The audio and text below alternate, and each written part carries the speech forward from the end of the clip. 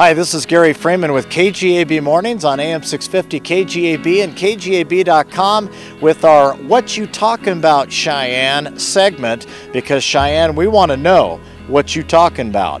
And this time we want to know what Cheyenne thinks about the timed event Slack at Cheyenne Frontier Days. We'll be talking with a whole bunch of different folks about the timed event. So let's find out what Cheyenne has to say about Slack. Just before Cheyenne Frontier Days officially kicks off, of course, some will say it has officially kicked off. Bob, you're the crew chief here, aren't you? Yes, sir, I am. All right, so tell us a little bit about what you do, a little inside baseball, if you will, for the viewers about Slack, what your job is back here and what people should be looking for if they come out in the morning. Yeah, we're down here with the calves down here. We've already taken them back over there.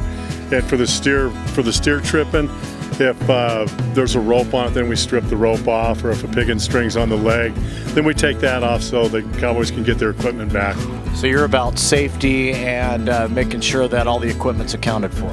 Absolutely, and the safety of the animals is foremost for everything out here. All right, and this chute behind you is obviously for not everybody who's involved with Slack, but what's this chute back here for? This is the strip and shoot, just so we can pin them into a little area where we can work them and get the rope off and everything, and then we send them into the pen when we get everything stripped off. Okay, so on the Slack, what should some of the people, if we're sitting in the bleachers, what are we looking for? Oh, you're looking for the steers, you're looking for a good horn catch, and then they slide the rope down and they knock the steer down, and then they have to tie them. And then then they get their time, and I think they have to stay down for 6 seconds, and then they'll untie them and let them up, and then they come down here. All right, Bob, well, you're doing a great job as crew chief out here. I guess we'll see you out here later on. All right, thank you much. I work during the regular show too, so during the perfs. So thanks a lot, Bob. All right, thanks, Bob. So we got Rod Hartness here from Oklahoma, and Rod, you were a champion here at Cheyenne Frontier Days back in '86. Tell us about it. Yes, sir. Yeah, I was 21 years old, and that was probably one of your greatest achievements to ever win the Cheyenne Frontier Days. It's what every little boy wants to do when they grow up, not only to rope here, but to have a chance of winning it. So that's right. We're coming up on 30 years, so hopefully we'll get you another win before we hit that 30-year mark. Yes, sir. I sure hope so. Thank you all for letting us be here, and it's as, like I say, as the daddy of them all, Cheyenne's the best. So what competition are you involved in, Ricky? In the tie-down roping. Okay, so a little inside baseball here. You're on the back of the horse. They let the calf out. What are you doing? What are you thinking? We're just watching him walk to the line there in the first round, and as soon as he gets that line, you take off and just try to get around his neck and get to him before he gets up and gets around you. So I'd say when you throw that rope, you most of the time you either know it was a bad throw, or you feel good, or you don't feel good. Oh yeah, you know when it goes around his neck, kind of sets up your go, and you gotta hustle to him and get things done. About how long does it take for a cowboy practicing per se, or just doing this on his ranch before he can come to Cheyenne Frontier Days? Oh, this is a little different. It takes a little extra practice, I think, or I do anyway, just to get in the groove to Cheyenne. So it's a little bit of work. How long you been riding? Oh, 30 years, quite a while.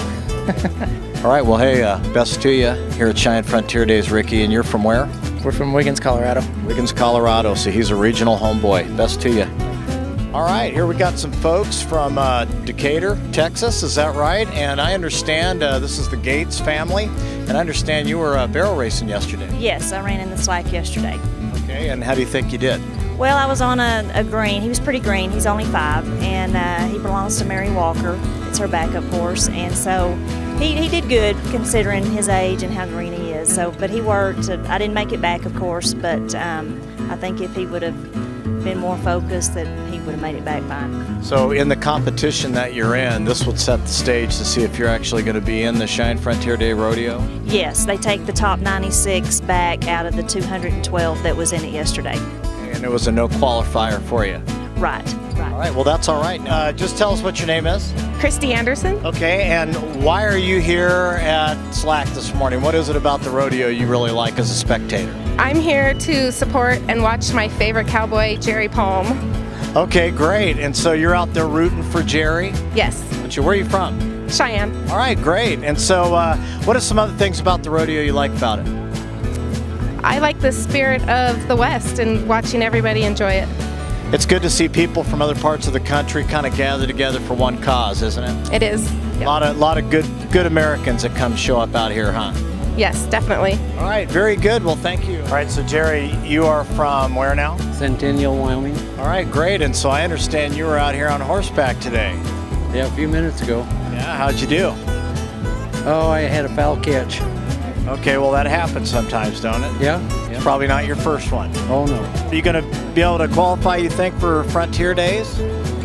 I've got another steer tomorrow, but for the finals, I'm probably not getting a time today. Well, we hope you get such a great time, beat out Mike Chase up there, and you might have a shot, huh? Well, it takes some luck, I'll tell you.